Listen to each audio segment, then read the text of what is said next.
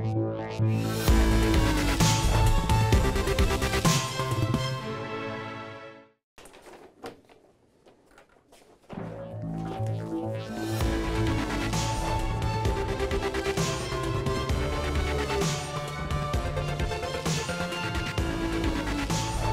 voit 2 fois par an, toi, non? Il ne faut pas sous-estimer ce que vous rapportent les dividendes. C'est le message qu'on va chercher à vous faire passer aujourd'hui en substance avec Gilles Pouzin. Bonjour Gilles. Bonjour David. Fondateur du site de presse en ligne deontophi.com. Et vous voulez nous rappeler à juste titre l'importance du dividende quand on fait un placement en action. Il est parfois sous-évalué, on va dire, sous-estimé par les épargnants. Oui, sous-estimé tout simplement parce qu'il est un petit peu escamoté par l'actualité. C'est-à-dire que, un peu comme quand on parle des prix de l'immobilier qui montent généralement plus qu'ils ne baissent, même si ça arrive aussi, on oublie complètement que dans l'immobilier, il y a des loyers. Eh bien, pour la bourse, c'est pareil. On parle beaucoup des hausses spectaculaires, des baisses fracassantes. Quand il y en a eu depuis 6 mois, on a vu le CAC 40 perdre 16%, donc c'est très impressionnant les hausses, les baisses de la bourse. Mais finalement, ce qui enrichit réellement les actionnaires à long terme, et en particulier les caisses de retraite ou les compagnies d'assurance qui investissent en actions, ce n'est pas forcément dans une optique de plus-value, c'est dans une optique d'abord de revenus réguliers, dynamiques. Et de ce point de vue, eh bien, les dividendes des actions sont un revenu très intéressant par rapport à d'autres catégories de placement. Ouais, surtout, j'ai envie de dire surtout essentiellement le CAC 40 qui est très généreux en matière de dividendes. Les rendements, vous les avez chiffrés, bon, on le sait, hein, c'est au-delà de 3% quand même Tout à fait. par an. Alors, vous faites bien de le rappeler, David, ce qui est intéressant dans cette étude qu'on a fait pour deontophi.com et également pour nos confrères dans l'Express, on avait fait un dossier sur ce sujet, c'est que les entreprises françaises sont assez généreuses par rapport à d'autres. Le taux de distribution des bénéfices est d'environ 40%. C'est-à-dire que sur l'ensemble des bénéfices des entreprises du CAC 40, elles distribuent en moyenne 40% de leurs bénéfices sous forme de dividendes, ce qui est plus que dans d'autres pays.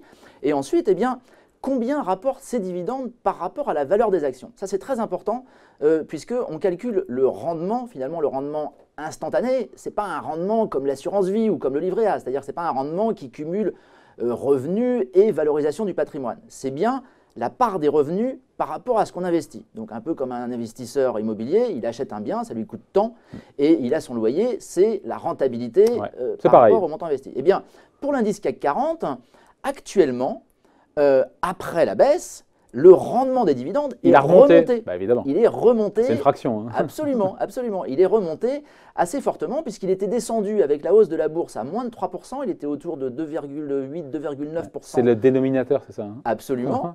Au printemps dernier. Et avec la baisse, grâce à la baisse d'une certaine manière, puisque les dividendes, eux, sont beaucoup moins fluctuants que les cours des actions, eh bien, le CAC 40 rapporte environ 3,7%. Après, j'ai envie de vous dire, l'ami, quand 3,5% de rendement moyen sur le CAC 40, c'est bien, mais quand il en perd 10 sur l'année, les 3,5%, c'est passé…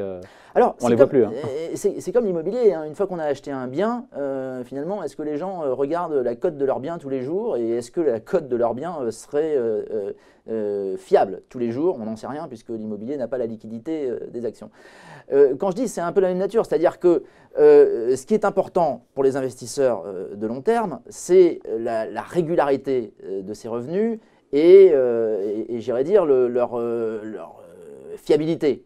Dans le cadre des actions, eh bien, on a poussé un petit peu cette étude pour voir comment avaient évolué les dividendes de l'indice CAC 40. Ah, parce qu'ils peuvent monter, ils peuvent baisser. Ils peuvent baisser. Et très souvent, quand vous voyez ces études dans la presse ou même parfois dans des médias économiques, on vous parle des milliards d'euros de dividendes du CAC 40. Mais le problème des milliards d'euros de dividendes du CAC 40, c'est que ça dépend des sociétés qui sont dans le CAC 40, qui rentrent, qui sortent, des augmentations de capital, des fusions-acquisitions.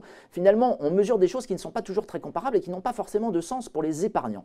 Parce que les épargnants, ils n'achètent pas le CAC 40 dans sa globalité. Ils achètent un petit bout de CAC 40. Quand on veut acheter toutes les actions du CAC 40 dans les mêmes proportions que l'indice, il faut un portefeuille de plusieurs milliers ou dizaines de milliers d'euros. C'est absolument très difficile à faire. Donc on peut acheter des fonds qui suivent l'indice CAC 40, qui sont un petit peu un concentré de l'indice CAC 40, des trackers. Et le plus ancien dans cette catégorie, qui existe depuis 2001, c'est le tracker de Lyxor sur le CAC 40. Donc, on s'est amusé à pousser cette étude sur les dividendes en regardant exactement combien le tracker CAC 40 de Lyxor avait distribué de dividendes en euros réels au fil des années. Eh bien, on s'aperçoit que globalement, les dividendes ont tendance à augmenter. Il y a parfois des périodes de baisse. Il arrive qu'ils rebaissent. On a eu des baisses des dividendes entre 2001 et 2003, 23% de baisse.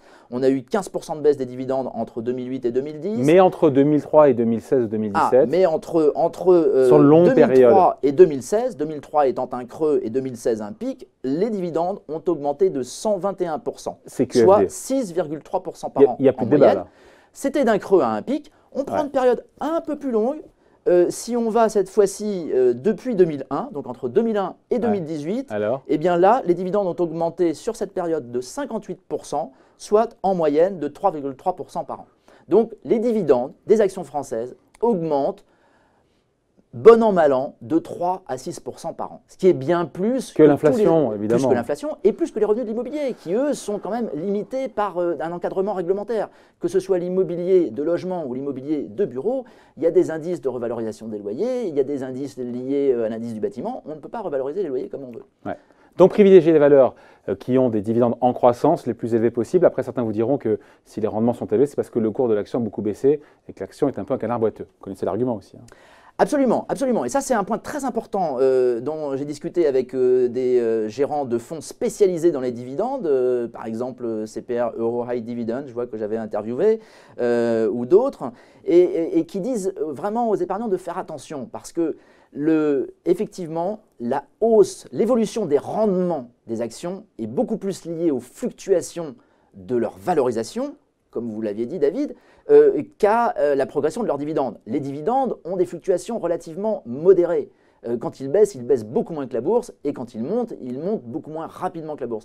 Donc quand le dividende, quand le rendement apparent des actions passe de 2 à 4% ou de 4 à 2%, c'est juste parce que le cours des actions a fortement baissé ou fortement remonté.